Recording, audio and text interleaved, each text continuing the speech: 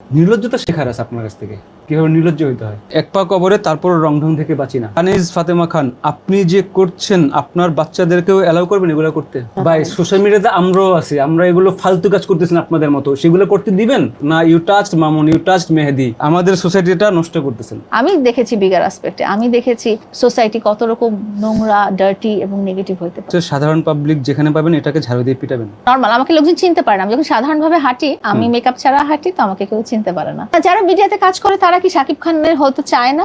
ওর ব্যাপারটা আমি খুব সাপোর্ট করতাম, বিকজ শাকিব খানকে আমিও খুব পছন্দ করি। উনি নিজেকে স্বপ্নের নায়িকা ভাবে। ফিজিক্যাল ইন্টিমেসির একটা লেভেল আছে। আচ্ছা, তার মানে আপনি খারাপ মানুষ স্বীকার করলেন। কিউট আহানাফ লিখছে, কচি ছেলেদের টাকার লোভ দেখে নষ্ট করেছে। তার সন্তানদের কথা চিন্তা করে হলেও তার এসব বন্ধ করা উচিত।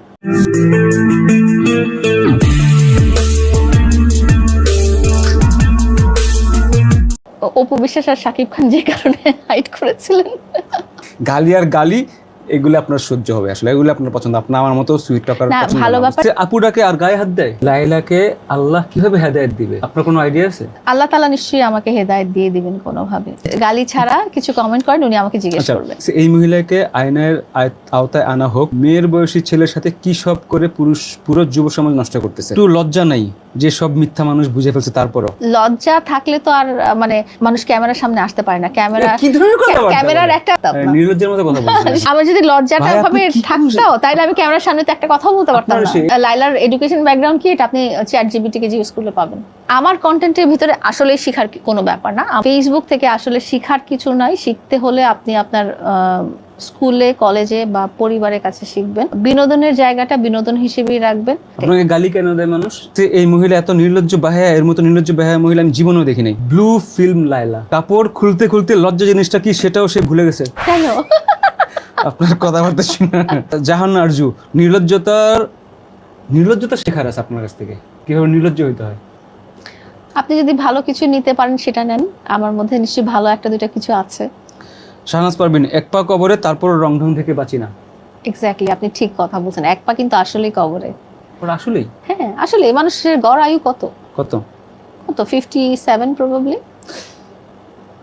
কানিজ ফাতেমা খান, আপনি যে করছেন আপনার বাচ্চাদেরকেও অ্যালাউ করবেন এগুলো করতে? এটা আসলে এটার উত্তর আমি আসলে দিতে চাই না। কেন দিতে চাই না? বিকজ ওই লাইফটা নিয়ে আমি কথা বলি না। আচ্ছা, ভাবেন হাইপোথেটিক্যালি, ভাবেন আপনার হাইপোথেটিক্যালি যদি আমি ভাবি যে তারা যদি তাদের লাইফের একটা স্টেজে তারা যদি সোশ্যাল মিডিয়াতে পদাচারণা করতে চায়, তাহলে তারা করবে। আমি স্বাধীনতা। ভাই সোশ্যাল মিডিয়াতে আমরাও আছি, আমরা এগুলো ফালতু কাজ করতেছি না আপনাদের মতো, সেগুলো করতে দিবেন? That's what she is asking. না, কে বলছে মঞ্জু আহমেদের ইন্টারভিউ ফালতু না? আমার কাছে তো মাঝে মাঝে ফালতু লাগে। কোনটা বলেন? অনেকগুলোই বলেন, একটা বলেন। লাগে। এই বর্ষাটা, সে বর্ষাকে যে কি পরিমাণ ভালোবাসে, লোকজন ইন্টারভিউ দেখেই বুঝে গেছে সে বর্ষার প্রেমে পড়েছে। আমি তো দেখেছি আল্লাহ শেষ, বর্ষার নেক্সট হাজবেন্ড হইতে পারে সে। আমার এইটাই মনে হয়েছে। বর্ষা, তুমি দেখতেছো, আমি শিওর এই ছেলেটা তোমার প্রেমে পড়ছে এবং পরবর্তীতে তুমি ডিসক্লোজ করবে যে আমার নেক্সট হাজবেন্ড হচ্ছে মঞ্জু। ফালতু কন্টেন্টের কথা বলছে। বর্ষাকে তো আমি বোঝানোর ট্রাই করছি, ও বুঝে না সেটা ওর ব্যাপার। আমি আপনাকে বোঝানোর ট্রাই করছি।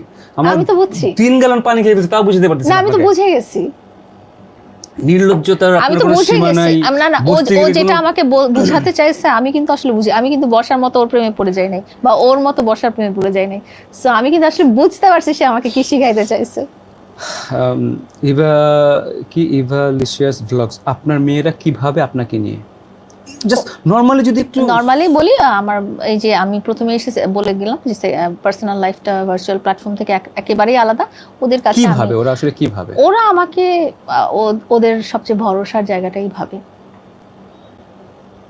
ফারজানা বৃষ্টি, শি সিমস হাই, কিছু খেয়ে আসছেন? না, আমি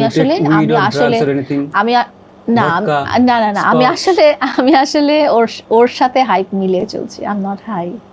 কার সাথে? আমার সাথে? হ্যাঁ, ও এক্সাইটেড হয়ে যায় তো আমিও তখন এক্সাইটেড হয়ে যাই। এটা হচ্ছে, আচ্ছা, আমার ফ্রেন্ডরা কিন্তু জানে I have never touched in my life for once. I like drugs হোক, স্মোক হোক, ড্রিঙ্কস হোক। না, you touched Mamun, you touched Mehedi. Mamun তো হচ্ছে আমার অসভ্য হবে ভাই। না না না, আপনি বিয়ে করার আগে ও টাচ করছেন ভাই। খুব বাজে টাচ করছেন এগুলো। আল্লাহকে, এগুলো কিন্তু আল্লাহ সহ্য করবে না। এগুলো লিখছে মানুষজন। রুবি রিজিয়া লিখছে আমাদের সোসাইটিটা নষ্ট করতেছেন। এই যে দেখেন আমি এগুলোই বলতেছিলাম, আমাদের সোসাইটিটা আপনি তাহলে আসলে দেখেনই নাই। আমি এমন সোসাইটি দেখেছি আমাদের এই যে গুলশানে বসেই, হ্যাঁ, এমন দেখেছি যে সারা রাত মেয়েটা হয়তো স্কুলের টিচার, সে রাতে বেলা নাইট ক্লাবে যাচ্ছে টাকা আর্ন করার জন্য, এবং তার পিছনে মানুষজন টাকা স্পেন্ড করছে। এখানে এতগুলো স্পা সেন্টার আছে, এতগুলো সীসা লাউঞ্জে কত ধরনের অ্যাক্টিভিটিস হয়, এগুলো আপনি হয়তো দেখেনি। এবং এইসব অ্যাক্টিভিটিসে ছোট ছোট মেয়েরা জড়িত, যারা হয়তো কিছু মেয়ে আছে যারা গ্রাম থেকে আসছে, কিছু মেয়ে আছে যাদের কোনো ইনকামের সোর্স নেই। আমি বলছি যে সোসাইটি আপনি আসলে দেখেননি, আপনি আপনার গন্ডিটা বলতে পারেন, কিন্তু society is a bigger aspect. Society যে আপনাদেরকে থেকে সোসাইটি ভাবতেছে, এটা আপনি ভাবলে হবে না। আপনি যেই জায়গায় আছেন আপনি হয়তো সেই গন্ডিটা ভাবছেন, কিন্তু আপনি যখন, আমি দেখেছি বিগার অ্যাসপেক্টে, আমি দেখেছি সোসাইটি কত রকম নোংরা, ডার্টি এবং নেগেটিভ হতে পারে। ওকে, ফারহানা তালুকদার লিখছে সবাই কি শুরু করেছে, সাধারণ পাবলিক যেখানে পাবেন এটাকে ঝাড়ু দিয়ে পিটাবেন। এরকম কমেন্ট করেন না, বাট আসলে এরকম হয় নাকি আপনাকে যখন মানুষজন দেখে কি করে? কিছু করে না, আমাকে দেখলে কিছুই করে না, নরমাল। আমাকে লোকজন চিনতে পারে না, আমি যখন সাধারণভাবে হাঁটি, আমি মেকআপ ছাড়া হাঁটি, তো আমাকে কেউ চিনতে পারে না। সাদিয়া সরকার, যখন এই মহিলা লাইভে এসে বলতো মামুনকে অনেক বড় হিরো চোখে দেখতো, এখন কেন বলে শাকিব খান হতে চাইছে, মানে কি? শাকিব খান হতে চাইছে, আপনি লাইভে এসে কি বলতেন যে ওকে হিরো বানাতে চাইছেন আপনি, এরকম কিছু? না না না, আমি বলি আপনার চোখে হিরো ছিল। আমার চোখে তো হিরো থাকবেই, আমার চোখে তো ডেফিনেটলি সে সবচেয়ে বড় থাকবে। আচ্ছা, প্রথম কথা হচ্ছে শাকিব খান হতে চেয়েছে, এটা ডেফিনেটলি যে কোনো যারা মিডিয়াতে কাজ করে, যে কোনো পুরুষেরই একটা এইম থাকে বা আইডল থাকে। যে কোনো পুরুষের থাকে না? না, যারা মিডিয়াতে কাজ করে তারা কি শাকিব খানের হতে চায় না? না, সবাই চায় না। ও চেয়েছে না, অন্যরা না চাইলেও ও চেয়েছে যে আমি শাকিব খানের মতো ওইরকম কাছাকাছি হিরো হব। এন্ড ও যেহেতু আমার লাইফ পার্টনার ছিল, ওর ব্যাপারটা আমি খুব সাপোর্ট করতাম, বিকজ শাকিব খানকে আমিও খুব পছন্দ করি। তারপর এখন আবার পচাচ্ছেন কেন তাইলে? কোথায় পচাচ্ছেন? এটাই তো লিখছে যে এখন কেন বলে শাকিব খান হইতে চাইছে, শাকিব খান হইতে চাইছে তো না খোঁচাবো কেন, ও হতে চাইছে, এটা ওর ড্রিম, এখনো হতে চায়। আপনি আচ্ছা লিখছে হচ্ছে তালুকদার চঞ্চল যে উনি নিজেকে স্বপ্নের নায়িকা ভাবে না? আপনি তো ভাবেন, আমি নিশ্চিত। না না না, আপনি রিজন ভাবতেছেন যে আপনি অ্যাক্টিং করতেছেন এখানে? না না না, খাওয়াই দিচ্ছেন, না ফিজিক্যাল ইন্টিমেসি দেখাচ্ছেন? না না, ফিজিক্যাল ইন্টিমেসির একটা লেভেল আছে। কোন লেভেল ভাই, এটা কোন লেভেল বলে? আপনি আনম্যারিড হলে তো বুঝবেন না, যদি আপনি ভালো মানুষ হয়ে যান। আচ্ছা, তার মানে আপনি খারাপ মানুষ স্বীকার করলেন? আমি খারাপ মানুষ না, বাট আমি ম্যারিড। আপনি খারাপ কাজ করেন? আমি বিয়ে শাদী করেছি। বিয়ে করা যাবে, ঢলাঢলি করা যাবে? বিয়ে করলে ঢলাঢলি করবেন না আপনারা? আরে কি মেহেদি আপনার হাজবেন্ড? না, মেহেদির সাথে কেন মামুন তো আপনি বিয়ের খবর তো পরে আসছে ভাই। বিয়ের খবর পরে আসলেও তো না, বিয়ের খবর পরে আসলেও তো তার সাথে আমার রিলেশন ছিল। আপনি জানতে যে আপনি বিবাহিত, আপনি তো সেটা বলেন নাই, তাহলে মানুষ তো সেটা ভাবছে যে কি একটা। এখন আপনি বলেন যে অপু বিশ্বাস আর শাকিব খান যে 72টা সিনেমা অভিনয় করেছে, সেখানে কি কোনো রোমান্টিক সিন ছিল না? আবার ফিল্মের কথা আসতেছে, ফিল্ম এন্ড লাইফ তো ডিফারেন্ট ভাই। এখন ফিল্ম এন্ড লাইফ নাই, এখন সব ভার্চুয়াল প্ল্যাটফর্ম। ও মেরি, কেউ ব্লাড প্রেসারের একটা ওষুধ দিয়ে যাও। আচ্ছা শুনেন, বেলায়েত সরকার লিখছে দেশে দুইটা KHANKI, একটা হচ্ছে লায়লা আর একটা হচ্ছে রিয়ামণি। চিনি না রিয়ামণিকে। না, দুইটা আপনাকে বলছে। আপনি আমাকে যেভাবে ইচ্ছা দেখতেই পারেন, আমি তো আপনার থিঙ্কিংটা বন্ধ করতে পারবো না। আমরা কাউকে যখন মূল্যায়ন করি তখন আমাদের লেভেল বা চিন্তা অনুযায়ী মূল্যায়ন করি। কিউট আহানাফ লিখছে কোচি ছেলেদের টাকার লোভ দেখে নষ্ট করেছে। এই কথাটা কেন আসছে সেটা আমাকে বলেন। এটা যে কেন আসছে, আপনার টাকা নেই, তাহলে এই কথাটা কেন আসছে সেটা আমাকে বলেন। এটা ওই যে আপনাদের থিঙ্কিং, আপনারা মনের একটা কনসেপ্ট করে নিয়েছেন যে না ও এরকম হবে, এটা আপনাদের মনের কনসেপ্ট। আর ফর রানু, বাংলাদেশে যদি কোনো নির্লজ্জ মহিলা থাকে তাহলে লায়লা আছে। আপনার কমেন্টের জন্য ধন্যবাদ, এটা ছাড়া কিছু বলার নেই।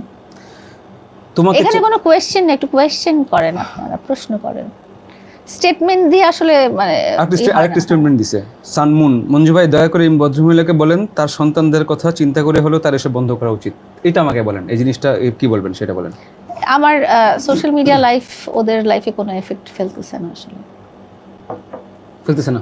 Are you even serious? হ্যাঁ, আপনাকে অতটুকুই টেকনিক্যাল হতে হবে যে আপনার সব, এই যে যেই কারণে আমি বলেছি যে আমার সবকিছু আমি আলাদা সেগ্রিগেটেড রাখি। কুইন লিখছে মামুন ও লায়লা দুইজনই চরিত্রহীন, দুইজনই সেম। বলার কিছু নাই। এটা কি আপনার ওই যে ক্যারেক্টার দেখে বলতেছে, আপনার রিয়েল লাইলাকে বলতেছে? লাইলা রিয়েল লাইফে আমরা কেমন ছিলাম এটা তো আপনারা দেখেননি। এখানে যারা কমেন্ট করছে তারা কি ব্যক্তিগতভাবে আমাকে চিনেন?